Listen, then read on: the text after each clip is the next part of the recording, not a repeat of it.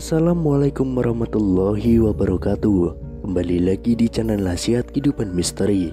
Pada video kali ini saya akan membahas tentang warga geger kapal Nabi Nuh ditemukan di Indonesia.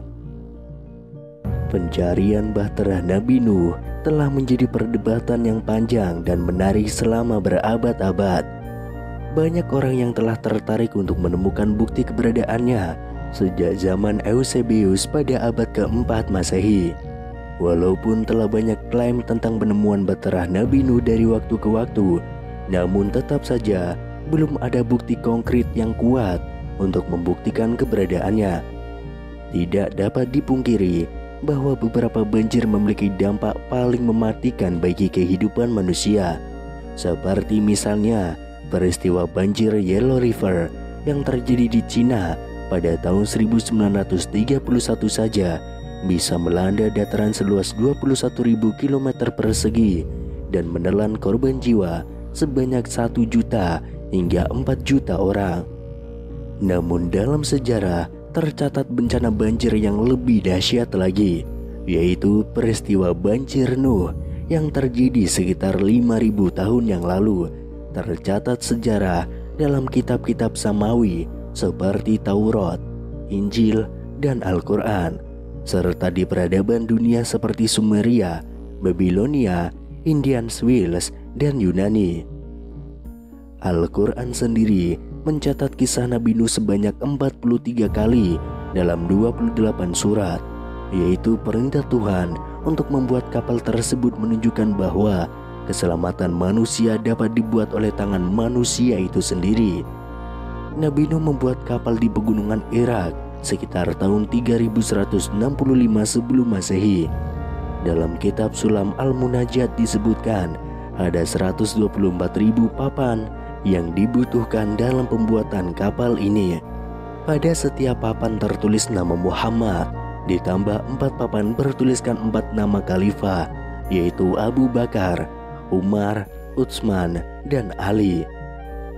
Di kemudian hari, pada tahun 1953, potongan papan itu ditemukan. Setelah diadakan penelitian pada papan itu, memang terdapat tulisan yang bila diterjemahkan artinya adalah Muhammad. Saat pembuatan kapal Nabi Nuh diarahkan untuk menghadap ke arah 5 mensilah bulan, kapal itu sangat besar. Menurut Ibnu Majid, astronom dan pelaut Arab pada abad ke-15 Masehi, panjang kapal 240 meter, lebar dan tingginya 60 meter, serta mempunyai 2 buah dayung. Namun menurut Ibnu Katsir, panjangnya 720 meter, lebarnya 360 meter, dan bagian depan agak lancip supaya mudah berlayar. Kapal itu bertingkat 3. Tingkat pertama diisi binatang ternak dan buas, masing-masing sepasang.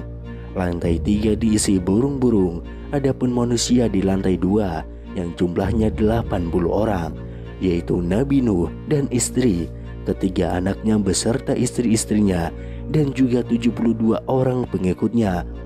Badai itu menerjang dengan dahsyat, memporak-porandakan segala yang ada di hadapannya. Ada banyak spekulasi tentang berapa lama badai itu berlangsung. Ibnu Majid mengatakan paling dapat dipercaya adalah 70 hari. Namun Ibnu Katsir malah menyebutkan bahwa badai itu berlangsung selama 150 hari, dari awal banjir hingga air surut kembali.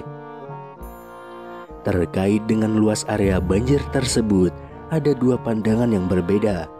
Ada yang mempercayai bahwa banjir tersebut menggenangi seluruh dunia atau banjir global. Hal ini didasarkan pada doa Nabi Nuh serta fosil gajah yang ditemukan di kutub utara yang diduga ikut hanyut saat banjir Nuh terjadi. Pendapat kedua tentang cakupan area banjir Nuh menyatakan bahwa bencana ini hanya terjadi di daerah Mesopotamia saja, yang mencakup wilayah Turki, Iran, Irak, dan Rusia. Hal ini didasarkan karena pada masa itu jumlah umat manusia masih terbatas dan tidak merata seperti sekarang ini. Bencana atau azab pada saat itu juga tidak selalu menimpa seluruh wilayah, seperti yang terjadi pada kaum Ad dan Samud.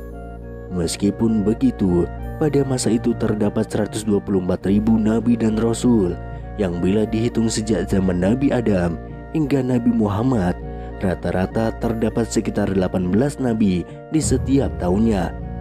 Oleh karena itu, dapat dipastikan bahwa nabi yang sezaman dengan Nabi Nuh dan berlokasi di tempat lain tidak terkena azab tersebut.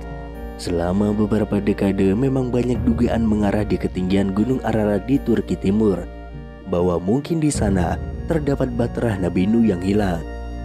Kapal Nabi Nuh terdampar di gunung yang tinggi, yaitu Al-Judi, yang berada di antara Irak dan Syam, tepatnya di Diyarbakir bin Wael, kota terbesar di tenggara Turki. Lokasi ini diungkap oleh Ibnu Majid dalam kitabnya Al-Fawaid Fi'il Al-Bar wala Kuwaidi pada tahun 1490 Masehi. Namun baru diketahui publik pada abad ke-20, tepatnya pada tanggal 11 Agustus tahun 1979. Kapal itu ditemukan di pegunungan Ararat, Turki dengan ketinggian mencapai 2.515 di atas permukaan laut. Ukuran kapal itu terbukti luar biasa dengan panjang mencapai 152,4 meter, lebar 25,3 meter, dan tinggi 15,2 meter. Tampaknya kapal itu mengalami perjalanan yang luar biasa jauh. Terdamparnya di Turki menunjukkan bahwa kapal itu telah terombang-ambing hingga bergerak sejauh 512 km dari tempat pembuatannya di Irak. Bahkan dalam kitab Al-Fawaid disebutkan ketika terjadi taufan atau banjir besar, kapal ini membawa penumpangnya mengelilingi Baitullah sebanyak 7 putaran.